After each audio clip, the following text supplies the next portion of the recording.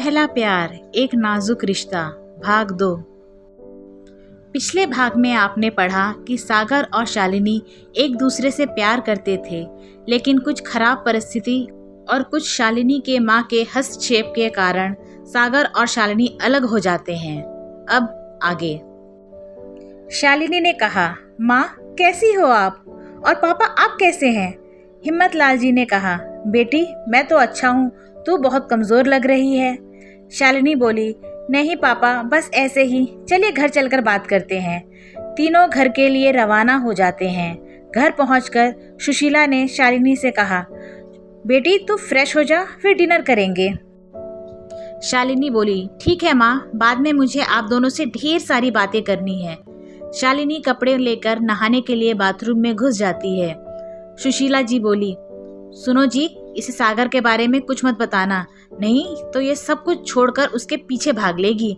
बड़ी मुश्किल से तो अपने करियर पर फोकस कर रही है। हिम्मत लाल जी चुपचाप अखबार पढ़ते रहे। शालिनी नहाकर निकली तो खाने की बहुत अच्छी खुशबू आ रही थी। शालिनी बोली, माँ तरस गई थी आपके हाथ का खाना खाने के लिए। सुशीला जी ने कहा, चिंता मत कर, सारी कसर पूरी कर दूंगी। तेरे वापस जाने तक तुझे पहले जैसी हट्टी कट्टी बना दूंगी। हिम्मत लाल जी बोले, अरे अभी से जाने की बात कर रही हो, अभी तो वो आई है, तुम भी कुछ भी बोलने लगती हो। यह सुनकर तीनों हंसने लगते हैं। उसके बाद खाना खाकर तीनों शालिनी के कमरे में पहुंच जाते हैं। शालिनी बोली, और बताइए पापा यहाँ क्या चल रहा है, आप सब कैसे हैं? हिम्मत लाल जी ने कहा, बेटी यहाँ सब ठीक है, तू चिंता मत कर। इसी तरह बात करते करते शालिनी को नींद आने लगती है। उसके माता पिता उसे सुलाकर कमरे से बाहर आ जाते हैं। हिम्मत लाल जी ने कहा, बेटी आज काव्या की शादी है, कितने बजे चलना है? शालिनी बोली, पापा शाम को चलेंगे, उससे मेरी बात हो गई है, वह अभी ब्यूटी पार्लर जा रही है, शाम को 7 बजे के बाद ही मिल पाएगी। शाम को शालिनी अपने मम्मी पापा के साथ शादी में पहुंच जाती है। वह गेट से अंदर की ओर आ रही थी, तभी उसे स्टेज पर काव्या अपने दूल्हे के साथ खड़ी दिखाई देती है। उन दोनों से मेहमान मिलने आ रहे थे और गिफ्ट देकर आगे जा रहे थे। तभी उसने देखा क्रीम कलर का कोट पहने सागर स्टेज पर काव्या के पास पहुंच गया। उसने काव्या को गिफ्ट दिया और कुछ देर बातें की।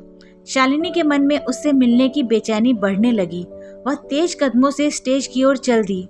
जब वह स्टेज के सामने पहुंची तो उसने देखा कि सागर तेजी से कदम बढ़ाता हुआ दूसरे रास्ते से बाहर निकल रहा था। शालिनी सब कुछ भूलकर उसके पीछे दौड़ने लगी, लेकिन वह तेजी से गाड़ी में बैठकर निकल गया। शालिनी ने फोन निकाला और सागर का नंबर ढूंढने लगी। तभी उसे याद आया, उसने तो सिम ही चेंज कर ली थी। वह निराश होकर वापस आ गई। सागर को देखकर उसकी आंखों में आंसू भर आए थे। इतने में उसके मम्मी पापा स्टेज के पास पहुंच गए। हिम्मत लाल जी ने कहा, क्या हुआ बेटी, तेरी आंखों में आंसू? शालिनी बोली, कुछ नहीं पापा, बस ऐसे ही कुछ गिर गया आंख में। आप बैठिए, मैं काव्या से मिलकर आती हूँ। शालिनी बोली, शादी मुबारक हो काव्या। काव्या ने कहा, कितनी देर से आई है, इनसे मिल, ये मेरे हस्बैंड है और ये मेरी सबसे अच्छी सहेली शालिनी कनाडा से आई है। शालिनी बोली, वो सागर था ना? काव्या ने कहा, हाँ वो सागर था, उसकी फ्लाइट थी, वह अब बेंगलोर शिफ्ट हो गया है। शालिनी ने कहा, क्या, कैसे, मतलब कब? काव्या बोली, कुछ देर रुक जा, मैं अभी यहाँ से फ्री होकर तुझे सब बताती हूँ। पीछे मेहमानों की लाइन थी, इसीलिए शालिनी स्टेज से नीचे उतर आई। शालिनी ने कहा, पापा मम्मी कहाँ हैं? हिम्मत लाल जी बोले, बेटी वो खाना खा रही है, मैंने अभी शुगर की गोली ली है, कुछ देर बाद खाना खाऊंगा, तू बैठ। शालिनी बोली, पापा आपसे एक बात पूछनी थी, मम्मी को मत बताना। अभी कुछ देर पहले मैंने सागर को यहाँ देखा, काव्या बता रही थी वह बेंगलोर रहता है। हिम्मत लाल जी ने कहा, बेटी मैं तेरे से बात करना चाह रहा था, लेकिन तेरी मम्मी ने मना कर दिया। अपनी मम्मी को मत बताना कि यह सब मैंने तुझे बताया है। शालिनी बोली, पापा प्लीज जो कुछ भी है मुझे बताइए, क्या हुआ? हिम्मत लाल जी ने कहा, बेटी सागर के साथ बहुत बुरा हुआ। तूने जो उसे 2 दिन का समय दिया था और तू गुस्सा होकर चली गई, वह उस समय हॉस्पिटल में था। उसके पापा की अचानक तबीयत खराब हो गई थी। जिस दिन तेरी फ्लाइट थी उस दिन उसके पापा खत्म हो गए थे। उस बेचारे को तो होश भी नहीं था। शालिनी की आंखों से आंसू गिर रहे थे। शादी के माहौल में उसने किसी तरह अपने आप को संभाला। शालिनी बोली, क्या आपने मुझे कुछ बताया क्यों नहीं? हिम्मतलाल जी ने कहा, बेटी वो अपने पिता की 13वीं का कार्ड देने 10 दिन बाद आया था, लेकिन तेरी मम्मी ने उसे बेइज्जत करके भगा दिया। उसके सामने ही कार्ड फाड़ दिया और कहा, फिर कभी यहाँ मत आना, शालिनी कनाडा चली गई है।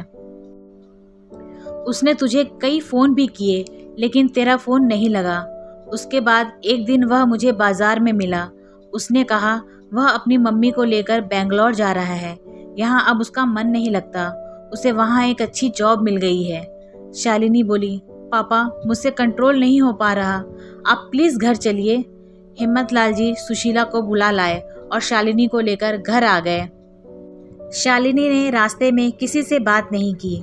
घर में आते ही शालिनी ने अपनी माँ से पूछा, माँ इतनी बड़ी बात आपने मुझसे क्यों नहीं बताई? और आपने सागर को भी उल्टा सीधा सुनाकर भगा दिया, यहाँ तक कि 13वीं का कार्ड फाड़कर उसके मुंह पर मार दिया। सुशीला जी ने हिम्मतलाल जी की ओर गुस्से से देखा। शालिनी बोली, माँ पापा को कुछ मत कहना। आपको पता है आज शादी में सागर आया था और मुझे इग्नोर करके चला गया। आखिर मैं पूछती हूँ, आपके अंदर की सारी इंसानियत मर गई है क्या? सुशीला जी ने कहा, मैंने जो कुछ भी किया तेरी भलाई के लिए। मैं नहीं चाहती थी कि वो तेरे रास्ते का कांटा बने। शालिनी बोली, कौन सा रास्ता माँ? वो रास्ता जिस पर चलना मुझे सागर ने सिखाया है। आज इस घर में जो कुछ भी है वो सागर की वजह से है, और उस पर जरा सा बुरा वक्त आया तो हमने अपनी औकात दिखा दी। मुझसे बहुत बड़ी गलती हो गई जो मैंने तुम्हारी बात मानकर उसे शादी के लिए कहा। आपको पता है आज मैं अपने आप को कितना छोटा महसूस कर रही हूँ। आपको अच्छे से पता है कि कभी भी सागर मेरे पीछे नहीं आया था, मैं सागर के पीछे बड़ी थी। हिम्मतलाल जी बोले, बेटी अब जो होना था हो गया, अब आगे की सोच क्या करना है? शालिनी बोली, अब आगे क्या बचा है पापा? मैंने सागर को हमेशा के लिए खो दिया। यह कहकर वह फूट फूट कर रोने लगी। रोते रोते वह अपने कमरे में गई और गेट बंद करके पलंग पर पड़ गई। शालिनी को आज लग रहा था जैसे उसकी दुनिया खत्म हो गई है। इधर सागर जब शालिनी के घर से बेइज्जत होकर वापस आया तो उसने किसी से बात नहीं की। घर मेहमानों से भरा हुआ था। वह चुपचाप अपने कमरे में चला गया। कुछ देर बाद पुष्पा जी उसके कमरे में गई। पुष्पा जी ने कहा, क्या हुआ बेटा, बहुत परेशान हैं? सागर बोला, नहीं माँ कुछ भी नहीं, आप टेंशन न लो, मैं सब संभाल लूँगा। 13वीं के अगले दिन सारे मेहमान विदा हो गए। पुष्पा जी ने कहा, बेटा शालिनी बिटिया नहीं आई 13वीं पर और ना एक बार मिलने आई। सागर बोला, माँ उसे ऑफिस के ज़रूरी काम से अमेरिका जाना पड़ा, वो यहाँ होती तो ज़रूर आती। पुष्पा जी बोली, क्या तूने तो बताया नहीं, ऐसे कैसे चली गई?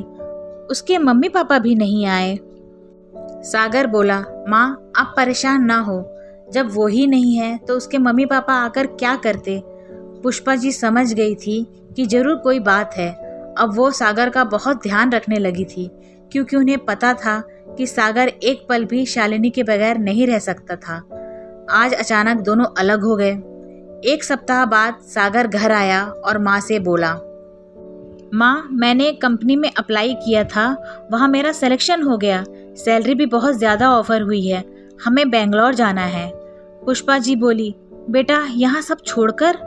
सागर बोला, माँ अब यहाँ बचा क्या है, पापा थे तो रौनक रहती थी, इस घर में पापा की बहुत याद आती है, सब कुछ खत्म हो गया, अब मुझे केवल तुम्हारा ध्यान रखना है। चलो ना माँ, वहाँ नए सिरे से ज़िंदगी शुरू करते हैं। पुष्पा जी बोली, बेटा एक बार शालिनी से बात कर ले। सागर बोला, माँ हमारे बीच सब खत्म हो चुका है, मैंने तुम्हें उस समय कुछ बताया नहीं, हमारे ब्रेकअप के बाद ही वह अमेरिका चली गई। यह सुनकर पुष्पा जी की आंखों से आंसू बहने लगे। पुष्पा जी बोली, बेटा इतना दर्द सहन करने के बाद भी तेरे चेहरे पर शिकन नहीं है कि कहीं तेरी माँ परेशान ना हो जाए। एक तरफ पापा, दूसरी तरफ शालिनी, दोनों को खोने से तू कितना टूट गया होगा, मैं ये समझ सकती हूँ। पापा को तो वापस नहीं ला सकती हूँ, लेकिन शालिनी से तो बात कर सकती हूँ। तो एक बार मेरी उससे बात करा दे। सागर बोला, माँ ऐसा नहीं हो सकता। उसके और मेरे रास्ते अलग अलग हैं। आप मेरा भला चाहती हो तो मेरे साथ चलो, वरना मैं यहाँ घुट घुट कर जीता रहूँगा। पुष्पा जी बोली, चल बेटा, जहाँ चाहे ले चल अपनी माँ को। मैं तो हर हाल में तेरी खुशी चाहती हूँ, लेकिन भगवान उस लड़की को कभी माफ़ नहीं करेगा जो ऐसे कठिन समय में मेरे बेटे का साथ छोड़ गई। सागर बोला, माँ ऐसा मत कहो, शायद उसकी कोई मजबूरी रही होगी। पुष्पा जी बोली, यह तेरी इंसानियत है बेटा, तू चिंता मत कर, इससे अच्छी लड़की मिलेगी तुझे। एक सप्ताह बाद दोनों बेंगलोर पहुंच जाते हैं। सागर ऑफिस ज्वाइन कर लेता है और मन लगाकर काम करने लगता है। एक दिन काव्या का फोन आया तो उसे पिछली सारी बातें याद आ गई। सागर बोला, काव्या, मेरी ओर से तुम्हें शादी की ढेरों सारी बधाइयाँ, लेकिन मैं आ नहीं पाऊंगा। काव्या बोली, यार तुझे मेरी कसम आना तो पड़ेगा। सागर बोला, ठीक है तू बहुत ज़िद्दी है, लेकिन मेरी एक शर्त है, मेरे आने के बारे में किसी को कुछ मत बताना। तू जानती है मैं किसके बारे में बात कर रहा हूँ, और मैं ज़्यादा रुक नहीं पाऊँगा। काव्या बोली, तू बस आ जा, मैं किसी से तेरे बारे में जिक्र नहीं करूँगी। शालिनी काव्या को फ़ोन करती है। शालिनी बोली, काव्या तेरे पास सागर का नंबर है तो मुझे दे दे, मैं बात करना चाहती हूँ। काव्या बोली, नहीं शालिनी, मेरे पास नंबर नहीं है। मैंने नंबर मेरे एक कॉमन फ्रेंड से लिया था। तेरे से मिलने के बाद मैंने उस नंबर पर बहुत कॉल किए, लेकिन वह नंबर बंद है। मैं तुझे नंबर भेज देती हूँ, लेकिन कोई फ़ायदा नहीं होगा। शालिनी बोली, नहीं रहने दे, मैं देखती हूँ। शालिनी को 2 दिन बाद कनाडा वापस जाना था। उससे पहले वह सागर से मिलना चाहती थी, लेकिन सागर से मिलने को कोई भी रास्ता नहीं मिल पाया। वह 2 दिन बाद कनाडा चली गई। इधर सागर अपने काम में इतना बिजी हो गया था कि उसे दिन रात केवल काम ही काम दिखाई देता था, जैसे वह काम में अपने दुखों को भूल जाना चाहता था। एक दिन वह घर आया तो पुष्पा जी ने उससे बात की। वे बोली, बेटा ऐसा कब तक चलेगा? एक बार शालिनी से बात कर ले, मैं चाहती हूँ तुम दोनों अब शादी कर लो। सागर बोला, नहीं माँ, उससे मेरा कोई वास्ता नहीं है। जब मुझे उसकी सबसे ज़्यादा ज़रूरत थी वह तभी मुझे छोड़कर चली गई। पुष्पा जी बोली, बेटा हो सकता है कोई गलतफहमी हो, एक बात करके देख ले, क्या पता वो भी पछता रही हो। सागर बोला, नहीं माँ, अब वो मेरी ज़िंदगी का हिस्सा नहीं है। आज के बाद उसके बारे में बात मत करना। पुष्पा जी बोली, ठीक है बेटा, जैसा तू चाहे, लेकिन मैं तो चाहती हूँ तेरा घर बस जाए। सागर बोला, समय आने पर सब हो जाएगा। अभी तो मुझे एक कामयाब इंसान बनना है जिसे कोई शालिनी छोड़कर कनाडा न जा पाए। सागर का दर्द पुष्पा जी महसूस कर पा रही थी। इधर शालिनी जब कनाडा पहुंची तो उसका मन काम में नहीं लग रहा था। उसका दिन अब सागर के लिए धड़कने लगा था।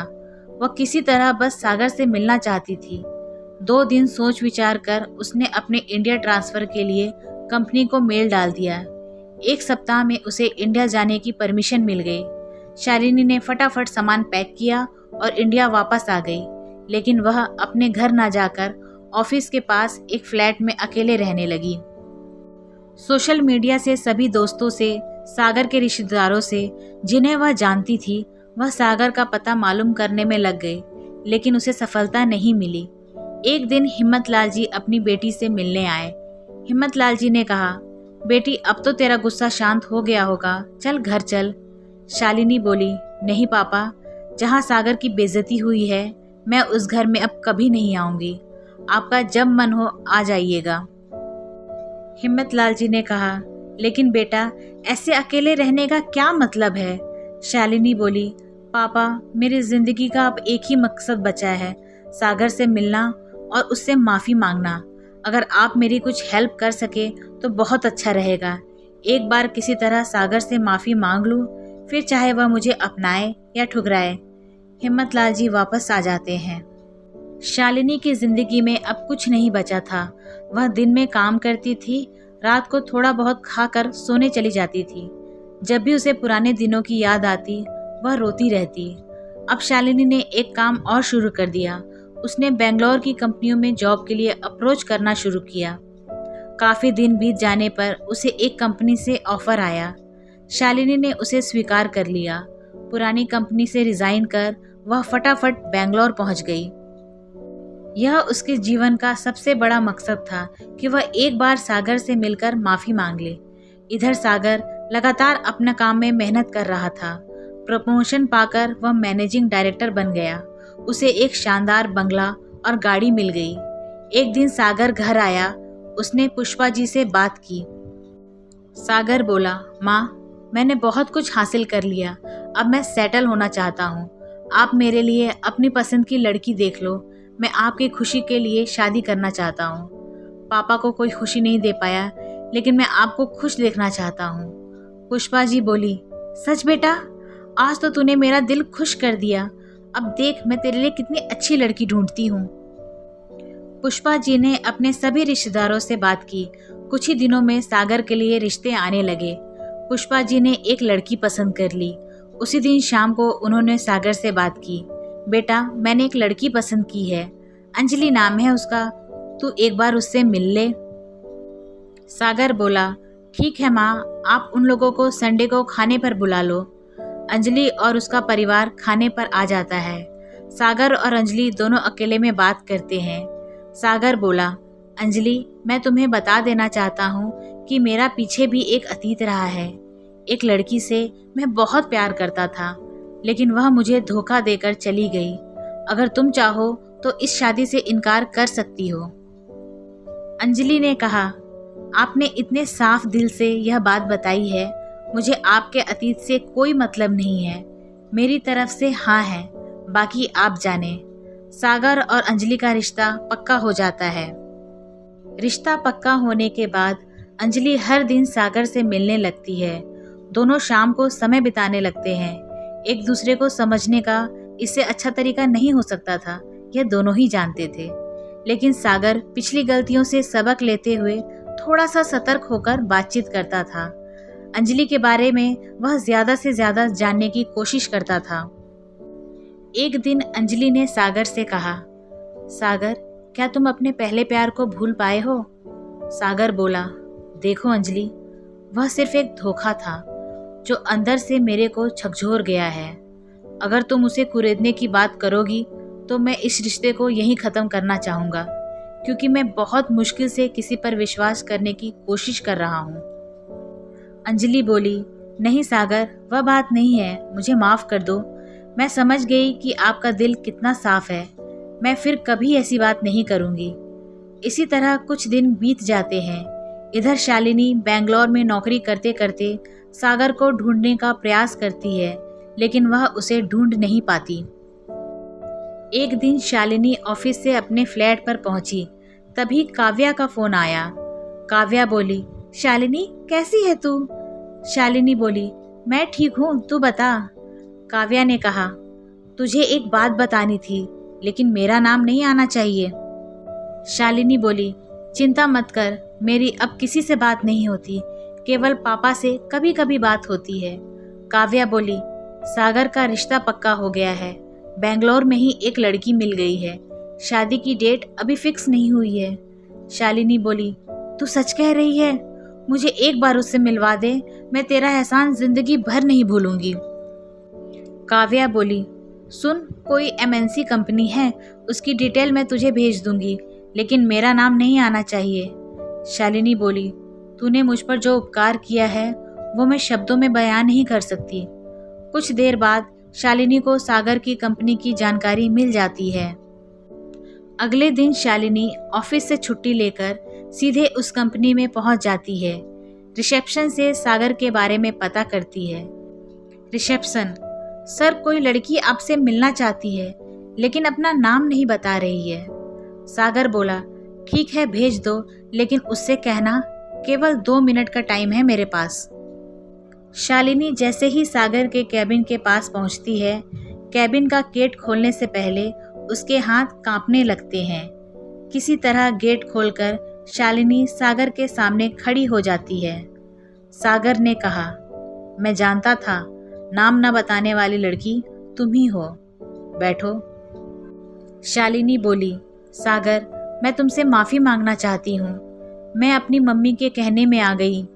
जब 2 दिन तुम्हारा कोई मैसेज नहीं आया तो मुझे बहुत गुस्सा आया। मैं गुस्से में कनाडा चली गई। शालिनी एक ही सांस में सारी बातें बोल गई। सागर बोला, जो होना था हो गया। शालिनी, मुझे तुमसे कोई शिकायत नहीं है। शालिनी ने कहा, मेरी मम्मी ने भी तुम्हारी बहुत बेइज्जती कर दी, मुझे माफ़ कर दो। सागर बोला, शालिनी एक बात बोलूं? वो सब समय का फेर था। जो कुछ हुआ उसे मैं भूल चुका हूँ और मैं चाहता हूँ तुम भी भूल जाओ। मैं अब अपनी ज़िंदगी में बहुत आगे निकल चुका हूँ। उस शहर को, उसकी यादों को भूलकर मैंने नए सिरे से यहाँ शुरुआत की है। शालिनी बोली, इसका मतलब तुमने मुझे माफ़ नहीं किया? सागर बोला, शालिनी, जब मुझे तुम्हारी सबसे ज़्यादा ज़रूरत थी उस समय तुमने मुझे छोड़ दिया। अब मैंने अकेला जीना सीख लिया है और मैं चाहता हूँ कि तुम भी सब कुछ भूलकर आगे बढ़ो। शालिनी बोली, क्या हम सब कुछ भूलकर पहले की तरह? शालिनी को बीच में रोककर सागर ने कहा, शालिनी, मैं बहुत आगे निकल चुका हूँ। तुम्हारे साथ रहता था तो मुझे लगता था कि मेरी दुनिया तुम्हारे से शुरू है और तुम्ही पर ख़त्म हो जाती है, लेकिन ऐसा नहीं है। अब समझ आ गया कि अगर कोई आपका साथ छोड़ दे तो उसके बगैर जीने की आदत डाल लेनी चाहिए। शालिनी ने कहा, लेकिन सागर, गलती तो किसी से भी हो सकती है। तुम इसके लिए मुझे माफ़ तो कर ही सकते हो। सागर बोला, शालिनी, वो सागर अब मर गया जो हर बात को भुलाकर चल देता था। मुझे तुम्हारा पता नहीं, लेकिन मेरी ज़िंदगी में कोई और आ चुका है। अंजलि नाम है उसका और हम बहुत जल्द शादी करने वाले हैं। शालिनी सागर को बहुत देर तक समझाती रही, लेकिन वह नहीं माना। हार कर शालिनी वापस आने लगी। सागर बोला, शालिनी, हम अच्छे दोस्त बनकर रह सकते हैं। मैं कभी तुम्हारी लाइफ में इंटरफेयर नहीं करूँगा, लेकिन अगर इस अनजान शहर में तुम्हें कभी भी मेरी ज़रूरत हो तो बस एक फ़ोन कर देना। शालिनी बिना जवाब दिए एक फीकी सी मुस्कुराहट के साथ कैबिन से बाहर निकल गई। घर पहुंचकर शालिनी अपने बेड पर लेटकर बहुत देर तक रोती रही। आज उसे वही महसूस हो रहा था जो कभी उसने सागर को महसूस करवाया था। शालिनी का मन कर रहा था कि सब कुछ छोड़कर कहीं चली जाए या मर जाए। वैसे भी जिंदगी में अब कुछ बचा नहीं था, लेकिन अपने मम्मी पापा की जिम्मेदारी उसके कंधों पर थी, इसलिए वह मरने के बारे में सोच भी नहीं सकती थी। शालिनी अगले दिन ऑफिस गई। उसका मन काम में नहीं लग रहा था, लेकिन काम तो करना ही था, इसलिए वह काम में मन लगाने लगी। अब वह एक मशीन की तरह बनकर रह गई थी। ऑफिस में ना किसी से बोलना, ना किसी से बात पर हंसना, काम काम और सिर्फ काम। आज संडे था। शालिनी देर तक सोती रही, फिर उठकर एक कप कॉफ़ी बनाकर बेड पर बैठकर कॉफ़ी पी रही थी। तभी डोरबेल बजी। शालिनी ने गेट खोला तो देखा सामने सागर खड़ा था। सागर बोला, अंदर आने के लिए नहीं कहोगी? शालिनी बोली, हाँ हाँ, क्यों नहीं। सागर अंदर आ गया। उसने पूरे फ्लैट का मुआयना किया। सब कुछ अस्त व्यस्त पड़ा था। सागर बोला, शालिनी, ये मेरी शादी का कार्ड है। इस शहर में मैं केवल तुम्हें अच्छे से जानता हूँ, इसलिए पहला कार्ड तुम्हें देने चला आया। मैं जानता हूँ यह सब तुम्हारे लिए मुश्किल होगा। शालिनी ने कहा, सागर, मुझे बहुत खुशी है कि तुम सब कुछ छोड़कर आगे बढ़ गए, लेकिन मैं शादी में नहीं आ सकूंगी। मुझसे वो सब देखा नहीं जाएगा। सागर बोला, ठीक है शालिनी, मैं यह कार्ड यहीं छोड़े जा रहा हूँ। मैं तुम्हें फोर्स करने का हक खो चुका हूँ। तुम्हारा मन हो तो आ जाना। सागर की शादी का दिन था। शालिनी अपने आप को रोक नहीं पाई और तैयार होकर शादी में पहुँच गई। सागर और अंजलि दोनों स्टेज पर थे। दोनों के हाथों में जयमाला थी। सागर ने शालिनी को देखा। शालिनी बहुत उदास थी। वह किसी तरह अपने आप को रोके थी। सागर के हाथ कांपने लगे। अंजलि उसे देख रही थी। सागर बार बार शालिनी की ओर देख रहा था। अंजलि बोली, क्या यही शालिनी है? सागर ने कहा, हाँ, लेकिन तुम चिंता मत करो। अंजलि ने कहा, सागर अभी भी टाइम है, अगर तुम चाहो तो जाकर उसका हाथ थाम लो। सागर बोला, नहीं अंजलि, सब इंतज़ार कर रहे हैं, वो मेरा पास्ट थी। अंजलि बोली, लेकिन आज वो तुम्हारे वर्तमान में खड़ी है, जाओ उसे माफ़ करके अपना लो। सागर बोला, अंजलि ये तुम क्या कह रही हो? अंजलि ने कहा, मैं सही कह रही हूँ सागर, दिल की गहराइयों से तुम अभी भी उससे बंधे हुए हो। मेरी इस समाज की परवाह किए बगैर अपने दिल की आवाज़ सुनो, ऐसा ना हो आज की एक गलती जीवन भर तुम्हें पछताने पर मजबूर कर दे। सागर बोला, लेकिन तुम्हारा क्या होगा? अंजलि ने कहा, मैं तुम दोनों की दोस्त बनकर रहूंगी और कोई ना कोई तो मुझे मिल ही जाएगा। सभी लोग हैरान थे कि अचानक जयमाला के समय ये दोनों क्या बात कर रहे हैं। अंजलि ने इशारे से शालिनी को बुलाया और जयमाला उसके हाथों में पकड़ाकर बोली, संभालो अपने सागर को। शालिनी की आंखों से आंसू बह रहे थे। उसने अंजलि को गले लगा लिया। अंजलि ने कहा, जल्दी करो, इससे पहले कि हमारे रिश्तेदार कुछ समझे, जयमाला डाल दो। शालिनी ने सागर के गले में जयमाला डाल दी। सागर ने भी जयमाला डाल दी। दोनों गले लग गए। अंजलि बोली, बस बस, बाकी शादी के बाद। जयमाला के बाद अंजलि शालिनी को ले गई और दुल्हन की तरह उसका श्रृंगार किया। शालिनी ने कहा, अंजलि मैं तुम्हारा एहसान जिंदगी भर नहीं भूलूंगी। अंजलि बोली, शालिनी मैंने कोई एहसान नहीं किया, तुम दोनों को तो मिलना ही था। फिर पूरे रीति रिवाज से सागर और शालिनी की शादी हो गई और पहले प्यार का ये नाजुक डोर अटूट बंधन में बंध गया। ऐसे ही और मनोरंजन से भरी कहानी सुनने के लिए मेरे चैनल को सब्सक्राइब करें और अगर कहानी अच्छी लगी हो तो लाइक करें और अपने परिवार और दोस्तों के साथ शेयर करें। साथ ही अपने अनमोल सुझाव देकर हमारा हौसला बढ़ाएं। धन्यवाद।